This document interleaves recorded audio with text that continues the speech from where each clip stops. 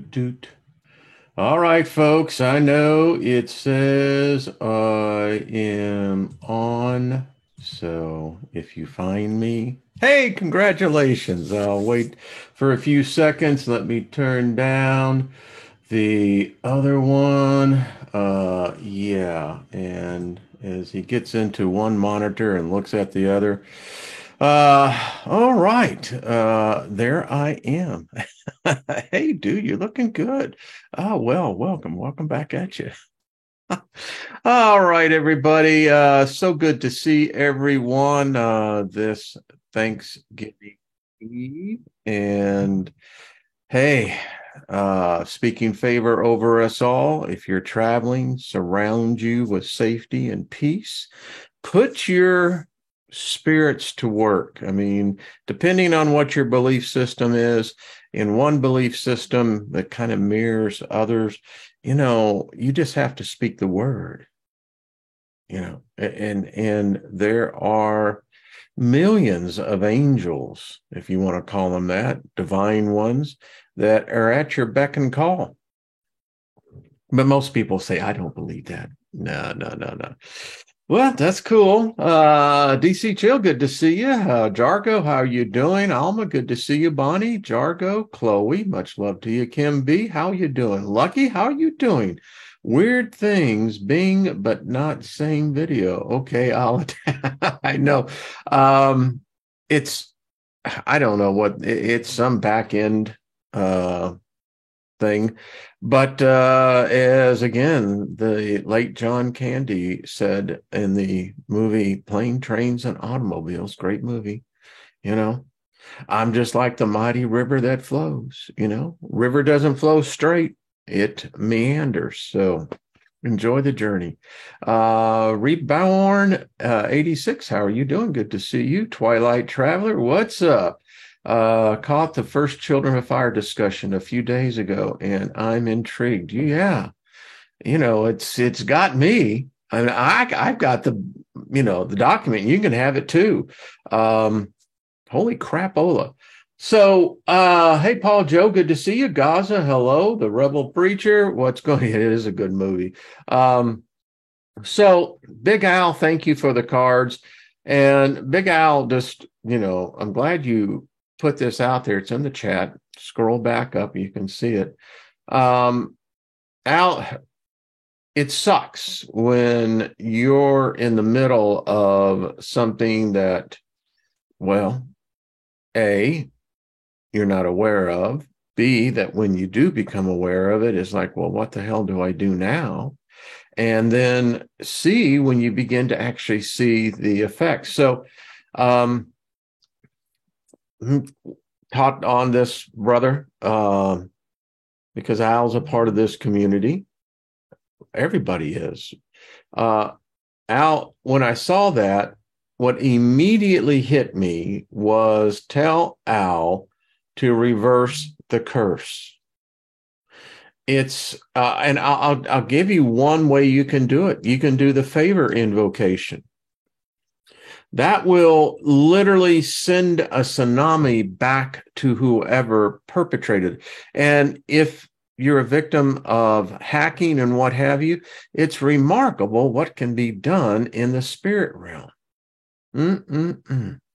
Night visitors are real.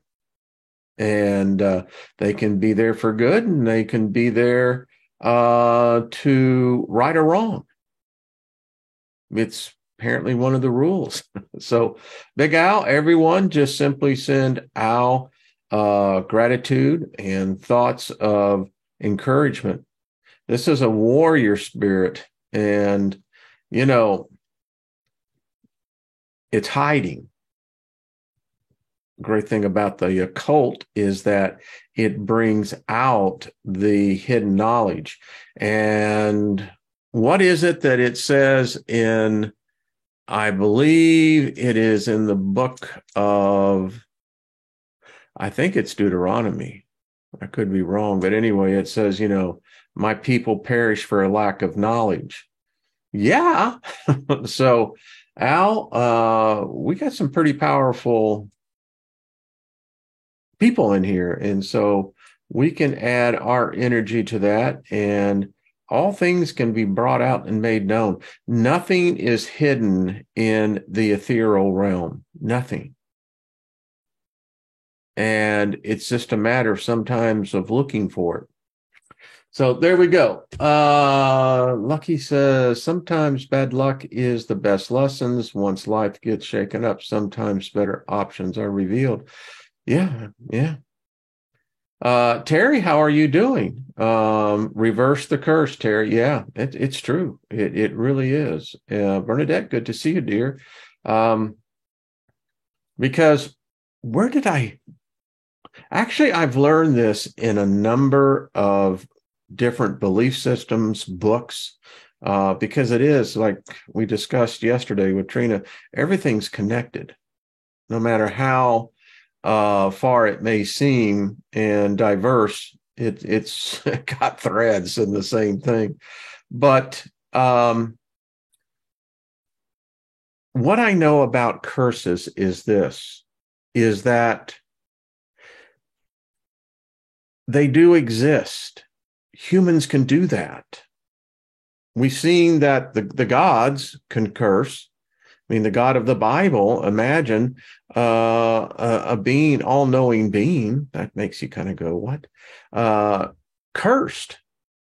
I don't know if it was the first, but it certainly was the first written about, at least in one version of the book. And you're going, So if this all-knowing being makes a curse, that kind of tells me that, hey, Steiger, listen, did you hear that? It must be a principle in the spirit realm. So if it's like a principle, I don't know if it's a law. I know they got laws over there, but it damn sure had an effect on us.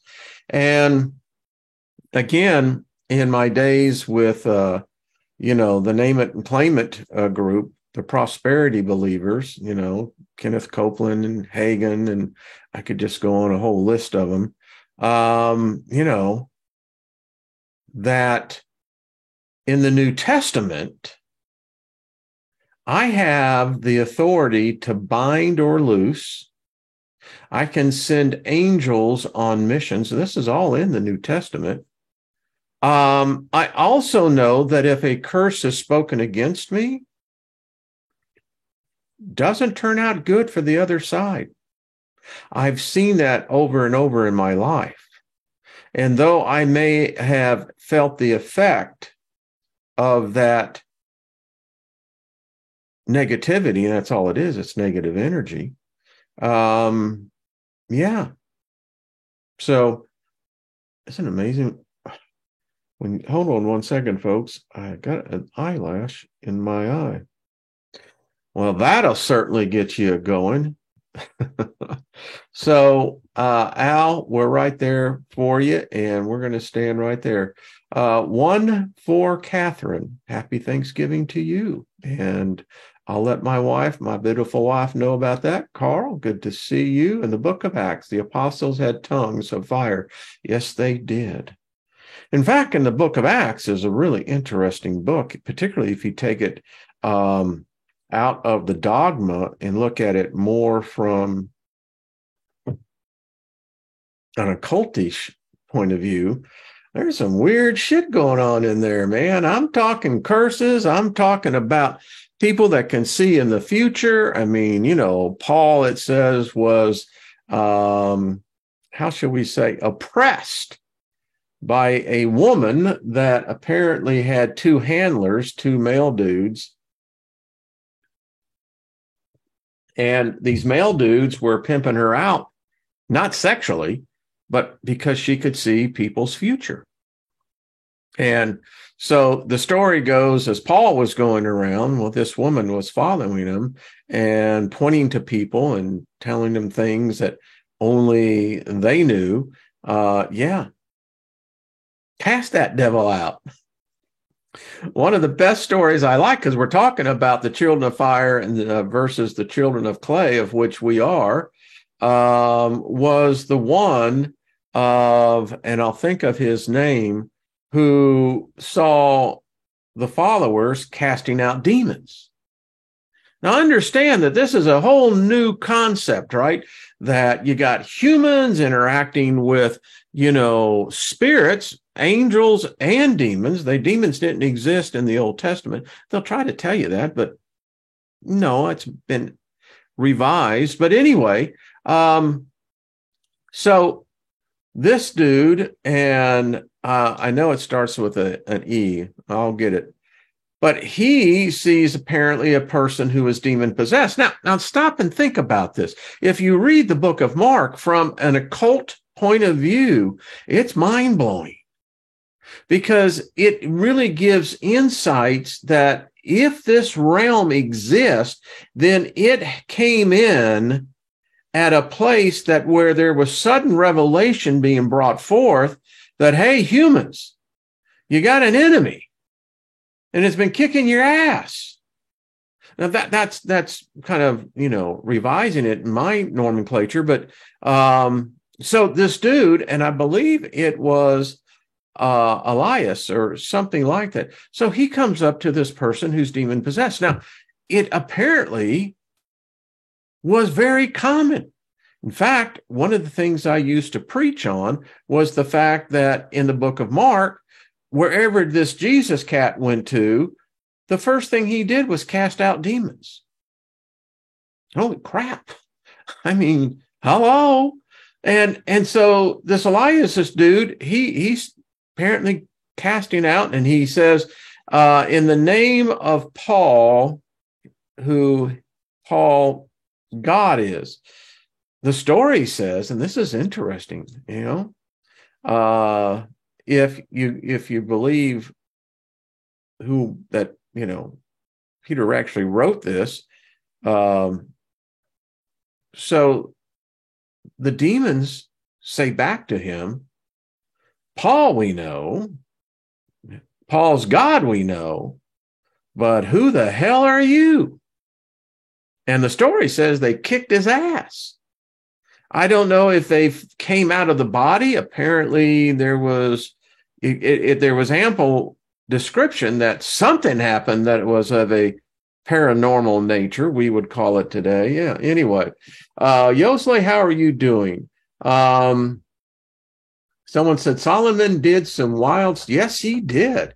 If you go back in the archives, we covered the whole other aspect from the Kabbalah point of view as to what Solomon really was. In my growing up, Solomon was, I knew the story of David, and David was, a womanizer, big time. And the whole birth of Solomon is very strange. The whole story of how, from a certain point of view, how he took over. And a lot of it's left blank. We said, that Solomon built the temple for the Lord so that the Lord would have a permanent abode. Well, because Solomon felt that, this tent thing, that was passé. He needed a building. And quite frankly, if you read about the material that it took to build the first temple, wowza. I know there has to be a document that did the same for pyramids. I think it may have been lost when the Library of Alexandria was burned to the ground. But nevertheless, what Solomon built was not, whatever it was, it had the ability to generate huge amounts of energy, electrical. Huge. I mean, those cherubim angels, the way that they were positioned and everything in that Holy of Holies was solid gold. Everything was covered in gold. And yeah, pretty weird story. So anyway, I like it. How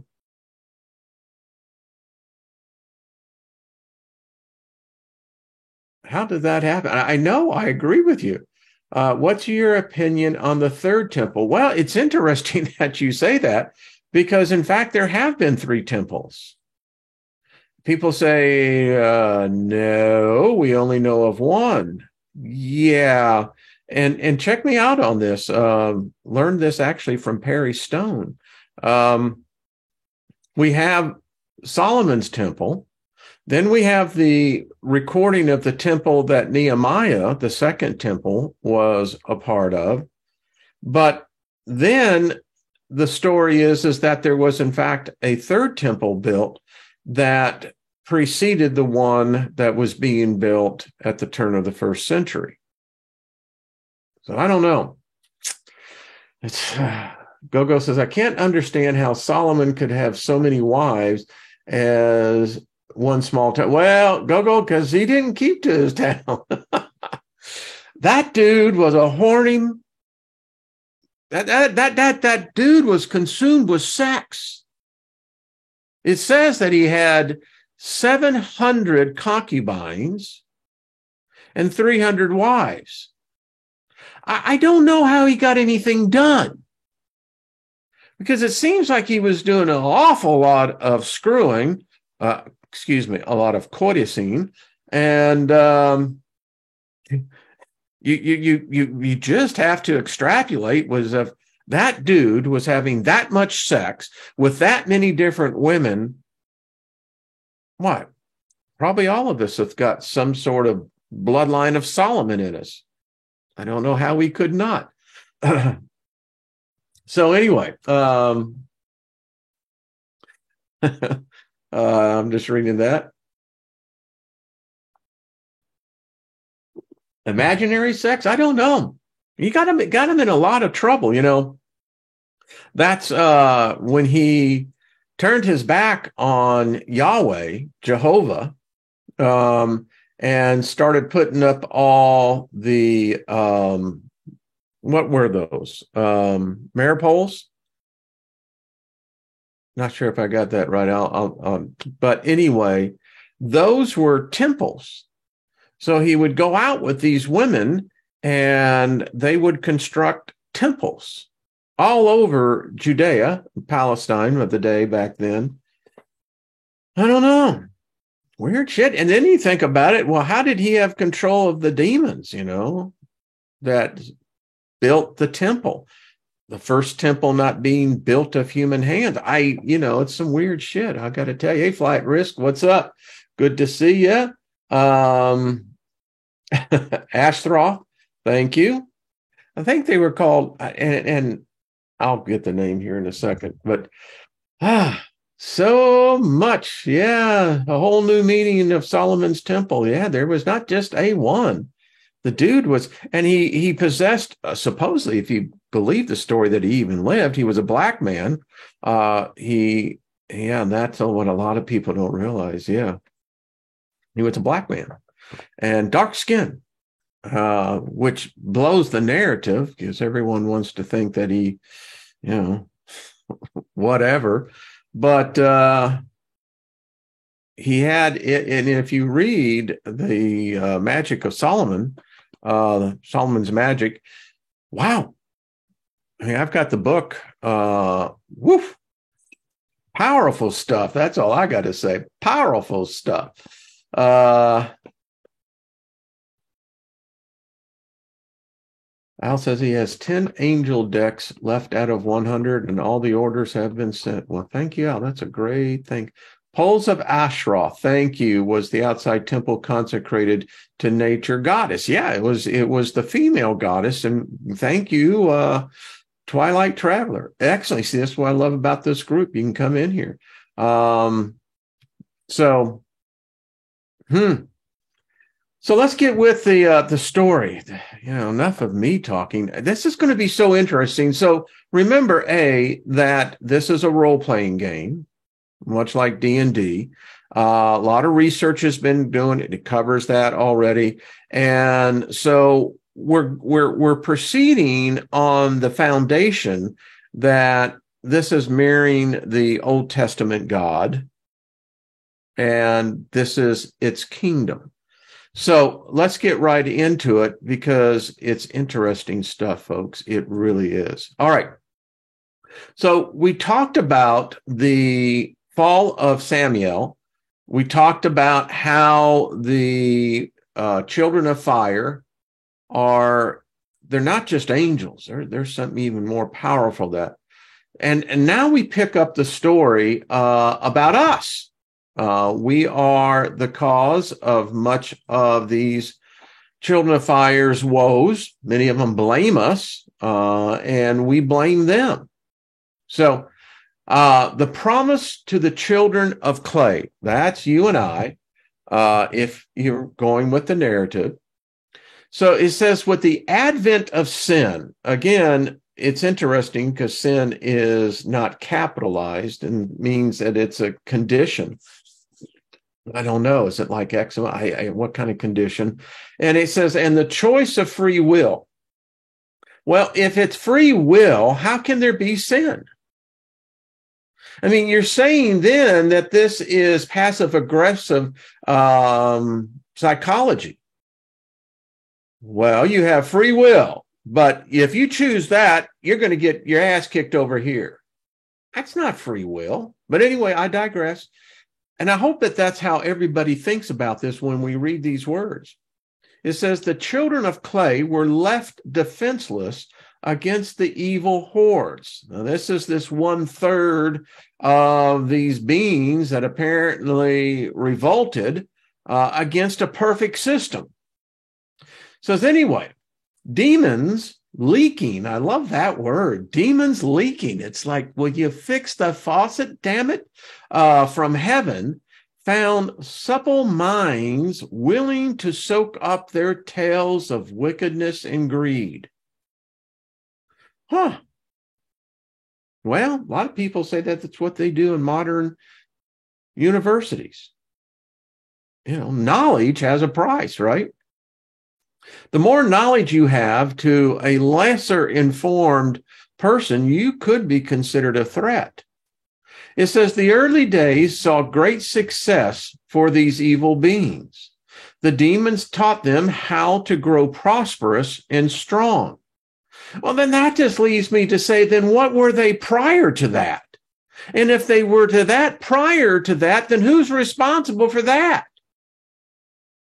So you want to make the blame that suddenly they're growing prosperous and they're living longer, stronger. I'm not getting it here, but apparently that's a bad thing.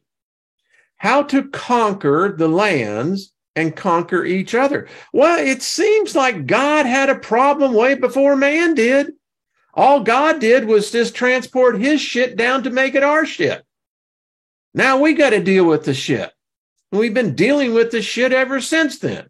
It's a shitty situation is what it is. Many mortals were turned away from the path of righteousness, the path of God. They began to make these demons their deities, seeing them as saviors and guides through the turmoil of life. Well, we could dissect that paragraph right there and go, holy crap. So this is stating that turmoil is part of life here. No one is inoculated from it, shielded from it.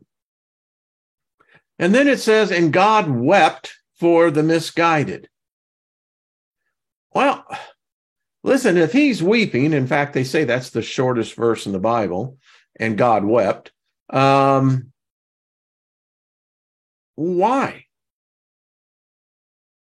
I mean, all of this, if he could see the ultimate end in the future, I mean, it leaves a lot of questions. But anyway, his first solution was to send the mighty Gregory to earth to teach and protect the children of clay. Unfortunately, oops, there we go again. These great creatures proved as susceptible to corruption as man. So this is saying that man is not responsible for evil, that because evil existed before man. Therefore, man has no responsibility nor accountability for the evil that's in the world. How can we resist that which is greater than ourselves? And apparently of such great power that these angels, these angelics, were just as susceptible to it as we were, and they were greater than us. It says, at this point, the mighty Metatron stepped forward and promised his angels would look after the children of clay. Here we go again.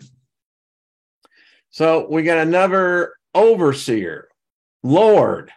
This is what they would be called, Lord. And so the Almighty sent minions of the sons of light to look out for the children of clay. It is this task that has become central to the angels' existence. Some of them actively seek out and vanquish all demons that have dared to meddle in the affairs of human. Still others give the children of clay the strength and guidance needed to turn away from the godless path. Some protect while others punish. Well, damn. Well, what? Okay. Getting the duality thing, it's like, we're in the pinball machine. Bam, bam, bam, bam. It's like, damn. Some preach while others police their own kind. Well, if you got police have the authority at the badge, right? They can hold up a badge, and all of us respond to the power inherently associated with that badge.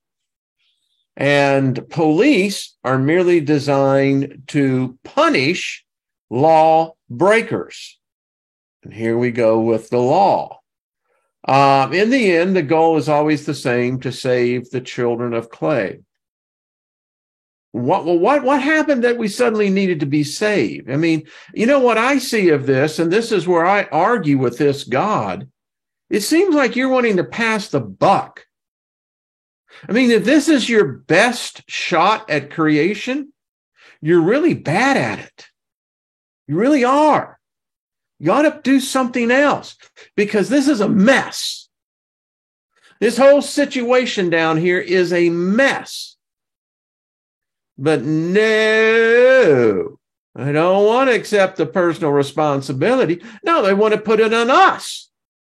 Weigh us down with the guilt, condemnation, the misery, the suffering. They said the Almighty has not given his servants free reign over earth, though he set restrictions and limitations to their conduct. And the question I had when I was reading this is my fourth time, that, well, were these restrictions before or after the fact? I mean, if they're after the fact, wouldn't you have seen that? Where the hell were you? We're going to get into that a little bit more. Angels are not to trample on man's free will.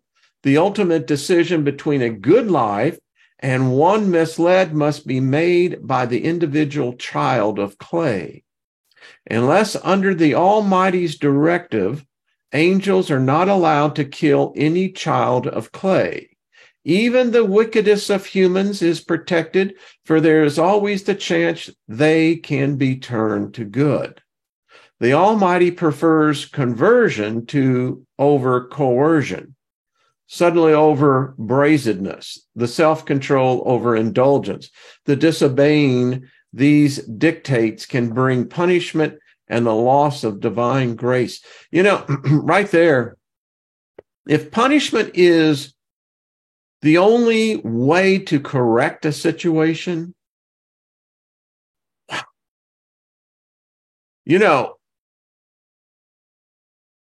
my childhood was under this false pretense, punishment. Punishment was pain, broken bones, bloody lips. I mean, it just goes on and on. Because what? You want to lose the favor? And that's what that is, the loss of divine favor. That's what grace is. I'll just say it. It's a fucked up system. Just screwed up. I mean, it's got the duality thing and everything else. All right, so let's talk about Gregory here and the Nephilim. It says, before the creation of the children of fire, God brought forth the mighty Gregory. So this is apparently a being or beings that were here before even angels or demons. These grand winged creatures stood taller and stronger than their younger brothers. The Almighty cherished them more than children of fire, endowing these celestial beings with great powers. For a long time, they were the preeminent beings in the heavens. Now, stop here with me a second, because we got to point out something here. And I find it really interesting. It says that the Almighty cherished them more than the children of fire. So very clearly, this is more human than I would say divine. If you have favorites, well, that could be a problem, I guess. If you were created after the fact and you realize, well, you're never going to be like that because they were first no matter what. I mean, I don't know. And then it says, the sin of man changed all that. Here it goes back to us again. The Lord, now here we're talking about, this is not the Almighty, this is the Lord, entrusted, the Gregory to help the children of clay. The watchers were sent to earth, and this is another story of the 200 angels that fell. You see it in the book of Genesis. And also in the book of Enoch, to teach human the skills that would help them survive and endure. Well, I don't know, but what I've read so far, it seems like every time these children of fire come down to supposedly help us, we end up getting screwed, literally and figuratively. Woof. I mean, wouldn't someone figure this out? Not a good idea that those two parties mix. I mean, yeah. So it says they performed their duties with great vigor and enthusiasm. We'll derive yourself on those words as to what exactly that means. Vigor. That is, that is testosterone on steroids, baby. And enthusiasm. Wow. They became enamored by humans, however, and in the end faltered to the corruption of the flesh. So they screw up, but yet we get the blame. Again, we're the sanitation department. We're always cleaning up after this being. In the guise of men, they lay with human women. And in the form of woman, they lay with human man.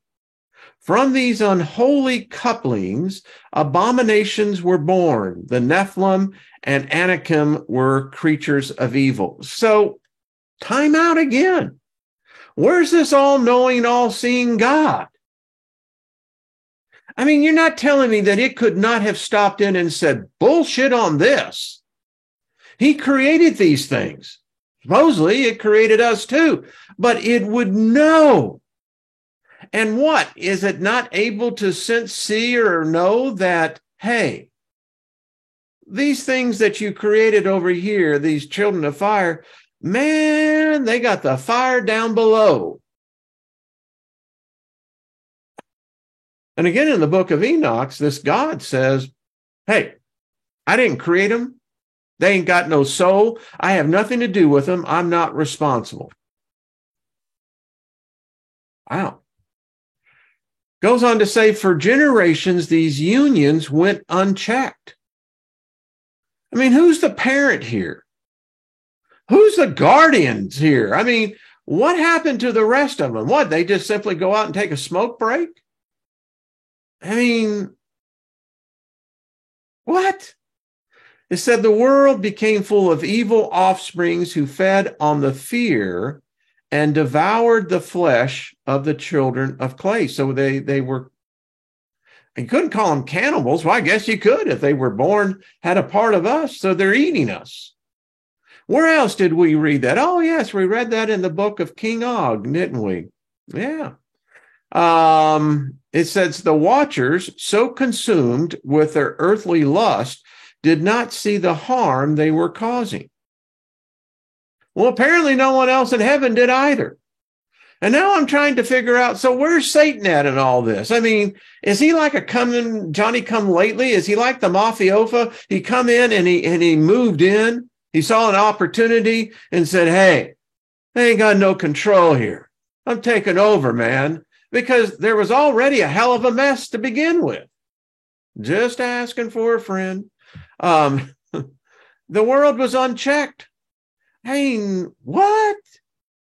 They were oblivious to the destruction their children were wreaking. What? The children of clay were on the verge of extermination. Well, we didn't need no damn flood, did we? We were being hunted. Now, isn't it odd that I often found, because there's so many different books that make reference to this event. How did it get removed out of the, quote, history of mankind? Because I can't admit that these giants actually lived, because well, that throws the whole academic story into a tailspin. But nevertheless, they were eating us.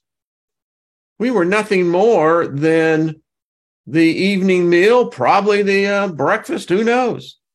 Then it says, so this so enraged God. Well, at what point did this enrage God? Was it before? Because he's apparently all-seeing. Was he enraged there? Apparently not. Was he enraged when they started screwing? Having, going on? Apparently not. And it says for generations. Hey, if you take a generation, could be up to 40 years for a generation. So by implication, they're saying hundreds of years. Well, anyway, now he's pissed off, and he sent his angels to earth to eliminate all the Nephilim and the Anakim that they could find. Well, that had to be a bloody mess. We read about that battle in, again, the book of King Og. Very graphic what happened, not fun. A great flood was unleashed to cleanse the world of these aberrations. Well, you could get into a lot of, astrological what was actually happening with the earth, but let's just stay on what here. And it says the rain fell and the waters rose, cleansing the surface of the earth. Well, that's genocide. So God is wiping out these Nephilim and these Anakim, and at the same time, we're getting our asses kicked. I'm sorry, I'm not seeing a balanced playing field. Even most of the children of clay, many of whom had grown wicked, well, what the hell did you expect them to do? Were wiped out. I don't see anyone mourning them. What was it in the Big Bang? Sheldon's mother is talking about the ark, and, Sheldon says, so who fed the lions and all the animals in the ark? And Mary, his mother, said, the dead sinners. Ain't that the truth? It said, though all the Anakim died, it is said that some Nephilim might have escaped the flood. Well, yeah. If this is the case, by now they would be among the most powerful of all creatures in the universe. Let's just stop there. We know they did. That is not, according to the books, they were here. They existed. It says death for their children was a blessing compared to what the Grigori suffered. The Almighty sent his angels out to capture these betraying celestials. Over half have been caught. In the fifth heaven, they face eternal imprisonment and torment. In these cells, they weep for forgiveness and for the desire of flesh. Wow, wow, wow. I mean, again, this is part of the role-playing background. But if you look at this from the sources this came from, folks, if Dante hadn't created hell, apparently it was already here. I mean, wow, it is such a flawed system. Shemahasha, chief among them, was caught near the beginning of this purge. Hung upside down over the great flame, his skin was seared and filleted from the bone over and over again.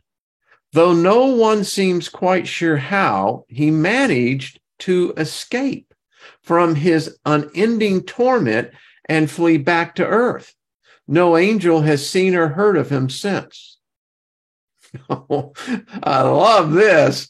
Now, this throws a whole new factor into this thing. So, and then number one, I mean, that's just grotesque. And it fills your head with visions of like, what? So how the hell did he get out of there? And where is he? Probably said, wow. There are still a few Grigori in modern days. As the population of the children of clay grows and as their technological world becomes more prevalent, the watchers have had an easier time hiding. During this period, they have sired many more children. The Anunnaki and Nephilim again roam the earth, albeit in lesser numbers. The children of fire are obliged to destroy these creatures whenever they come across them. Well, if they were able to basically shapeshift, it seems like to me they may have that pretty well figured out. The seven of divine graces. 7 angels stand out above the rest. They are Michael, Gabriel, Raphael, Uriel, Zadkiel, Raguel, and Ramael. What makes these 7 different is not rank or power. Rather, it is purely and simply a question of favor, of grace. These creatures possess more favor than any others in heaven. Folks, when I say this favor, it's not just a platitude and saying, like, how you doing? No, there's got meaning behind this. Because of this divine favor right there, they are the closest to the Almighty. Only they are allowed to sit by the throne of God. They are true conduits of his message and ultimately loyal servants. These 7 have often been referred to as the throne angels or the 7 great archangels. These 2 designations will not be used in this game due to their misleading nature, but it does show how much confusion has clouded the minds of the children of clay. Archangels and thrones are both choirs of the celestial hierarchy. The 7 angels listed above are not limited to those choirs. All about frequency and vibration, folks. Get yourself some singing bowls. Learn to do it. Learn to pray in tongues. Learn to sing in tongues. You'll be quite amazed to see what happens. In fact, we find examples of seraphim and cherubim, virtues and powers among their number. Oddly enough, not one of them comes from the choir of archangels. The question must be asked then, why are these 7 so important? Part of their significance lies in their relationship to other children of fire. Because of their connection with the Almighty, they are highly revered and highly feared by their kind. To offend one of them is to get on the bad side of God. Their clout in celestial society cannot be understated.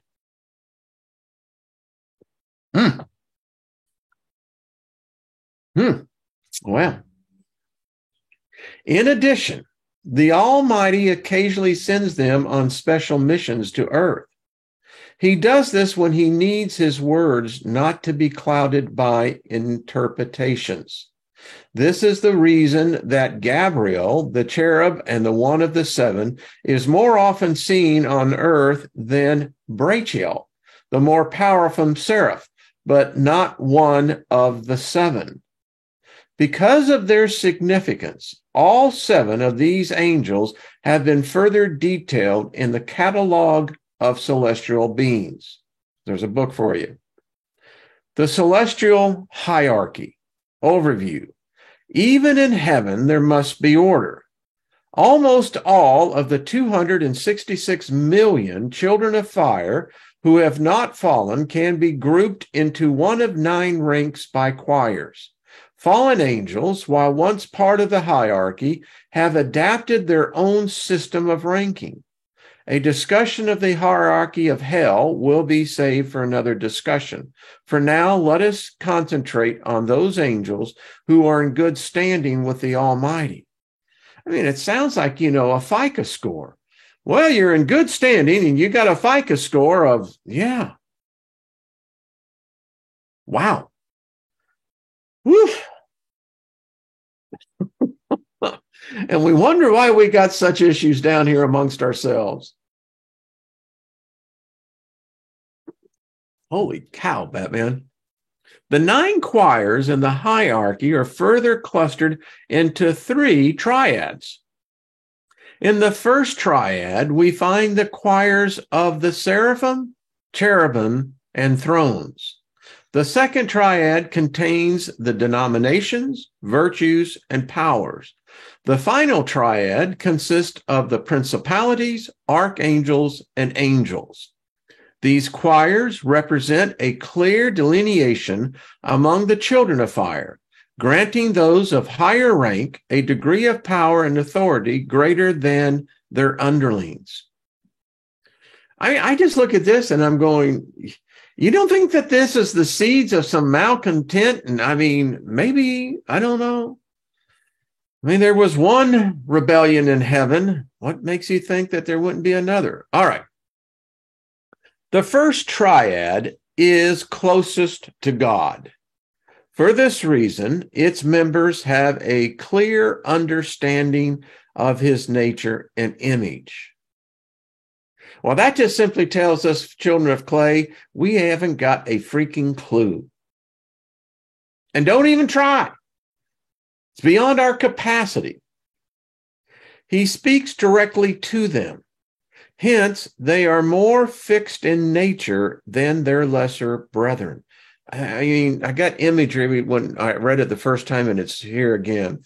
I mean, this being clothes itself in a cloud. It's bizarre. It's just really bizarre.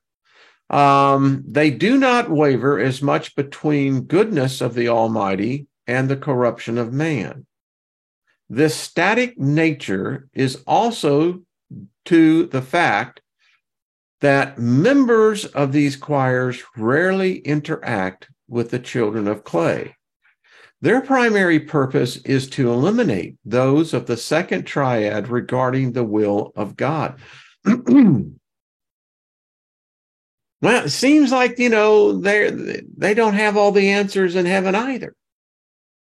Apparently, most of the angels that interact with man, they have a degree of knowledge, but they don't have all the knowledge. Those of the second triad act as intermediaries between the first and the third. They have less grace, less favor than their elder brethren, yet have exceedingly potent powers. Their time is evenly divided between the children of clay and the inner workings of the children of fire. So if you get that, I mean, it's like, well, the children of fire ain't perfect here either. Wow.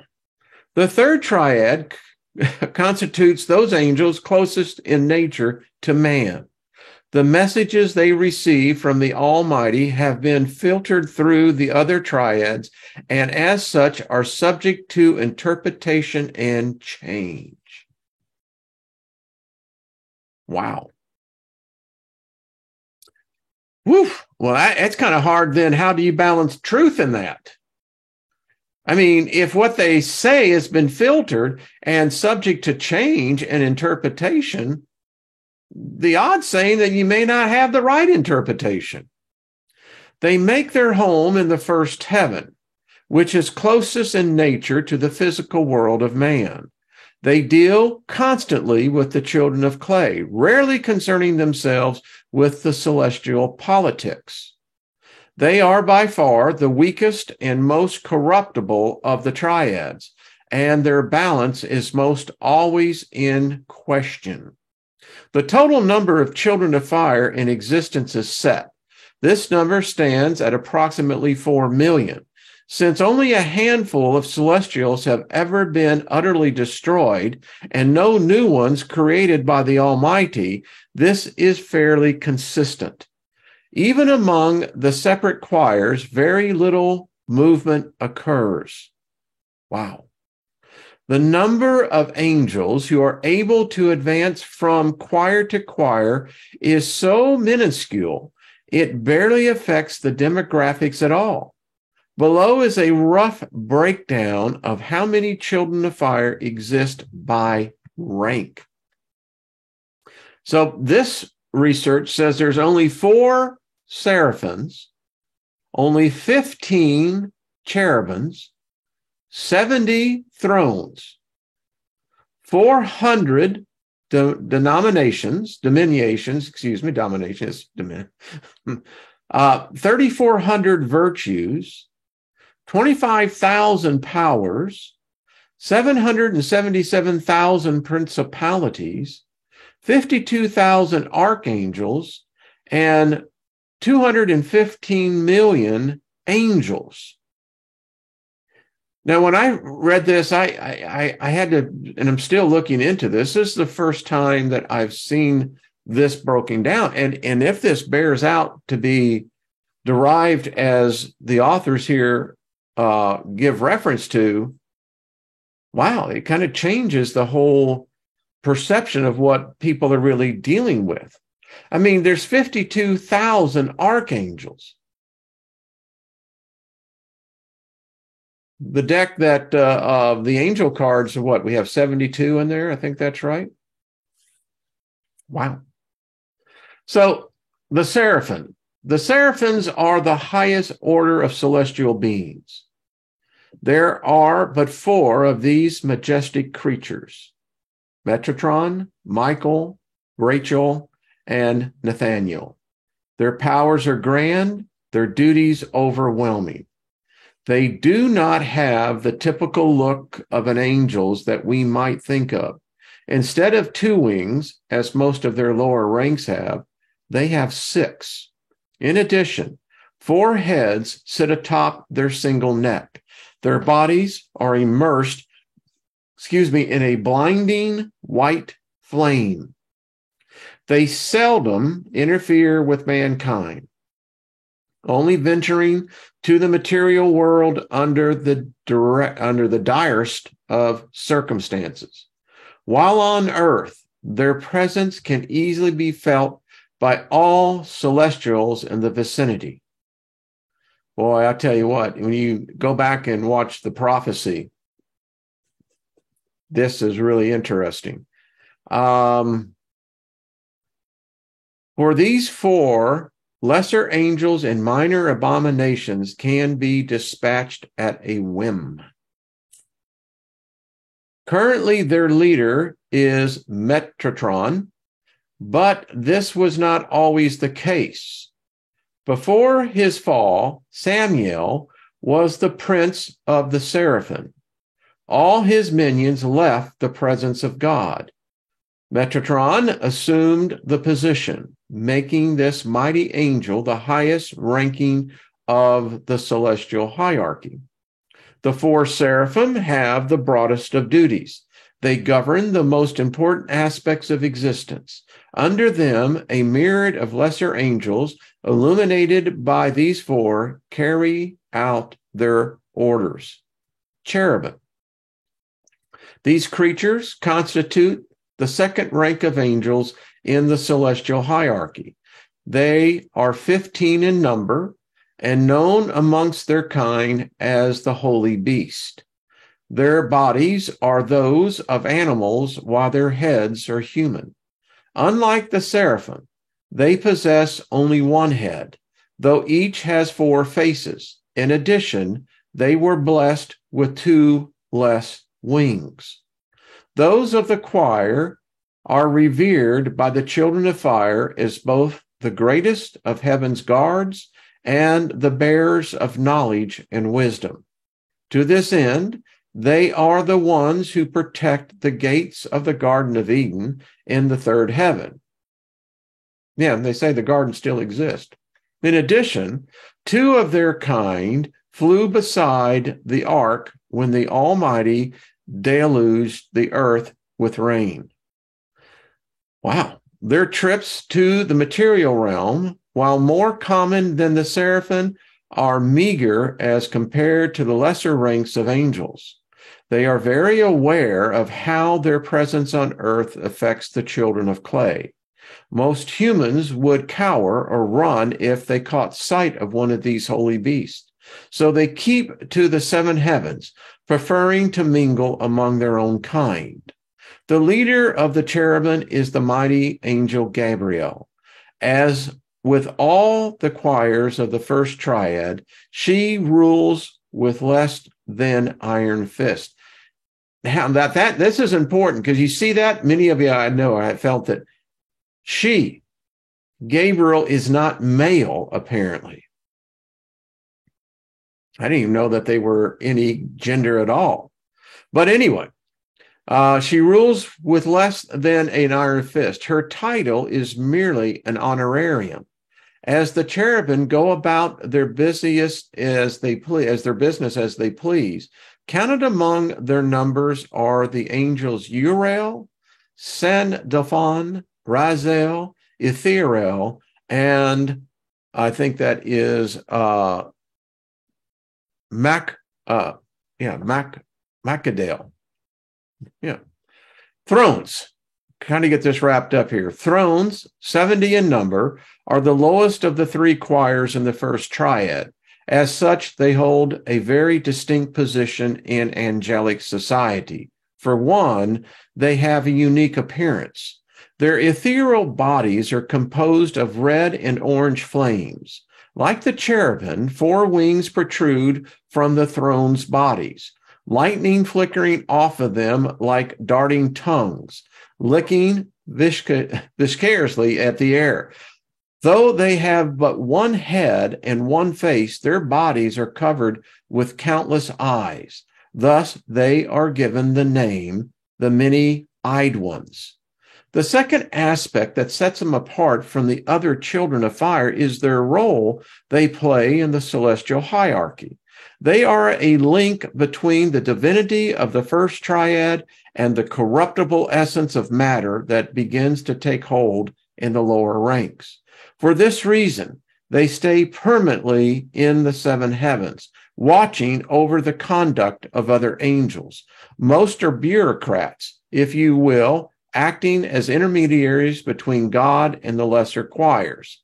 Though he is not one of them, the angel Raphael is their leader. Unlike seraphim or cherubim, this is more than just a title.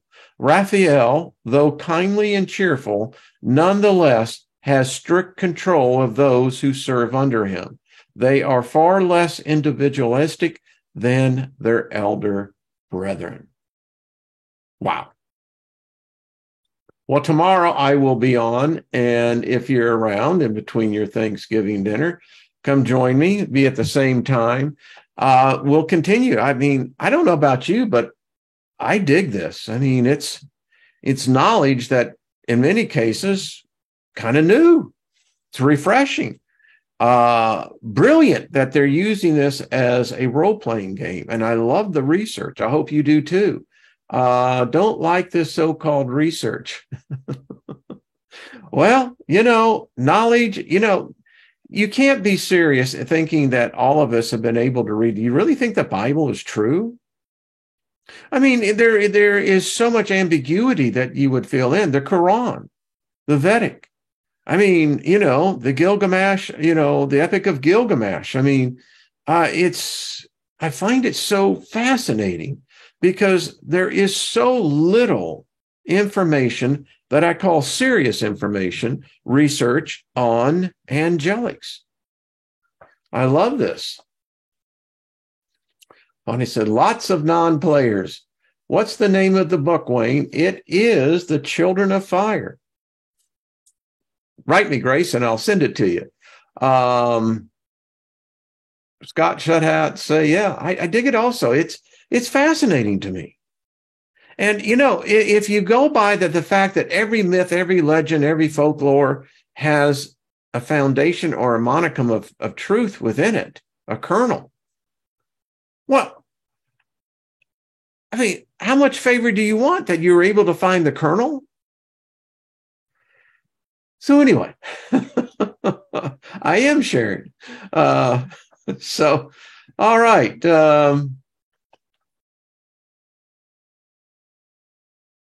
I'm grilling a steak for Thanksgiving. John, that sounds good. I like that.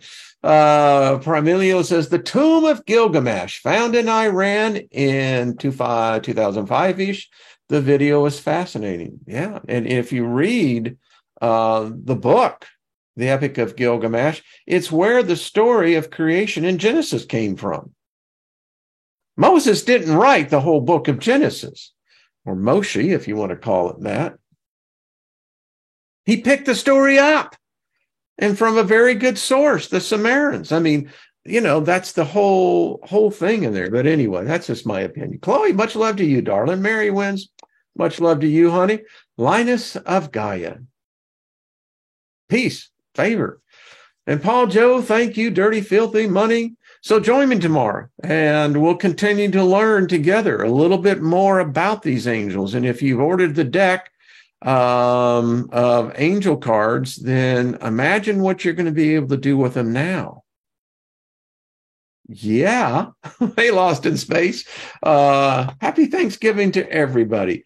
Big Al, you're welcome, my friend. And so Troublesome says, winning. It is. The topic is surely food for thought. It's fascinating. Listen, we're all going to leave these bodies behind. That means we're all going to transcend to this next realm, whatever you want to call it. And if these creatures, these beings are there, well, I think it would behoove you, to your advantage, to maybe learn a little bit more about them. Just don't go by what one book says. Let's see what many different books have to say. Yeah. Brian, appreciate it. 1958. Happy Thanksgiving to you, and thank you all. Y'all are my feast every day. It's just great to be here, and what an enclave of special beings all of you are. And thank you for making my world ever so more richer. It's a fact. So to all the rest of us carbon-based forms, the clay people, hey, love you, man, and see you tomorrow. Enjoy it. If you're going out to see family, give them a hug, let them know you love them. And, if you can't be it, do what Stephen Still says, love the one you're with. That's the way I act there. Scotty Boy says the gobbler is getting... All right, everyone. Much love, everybody.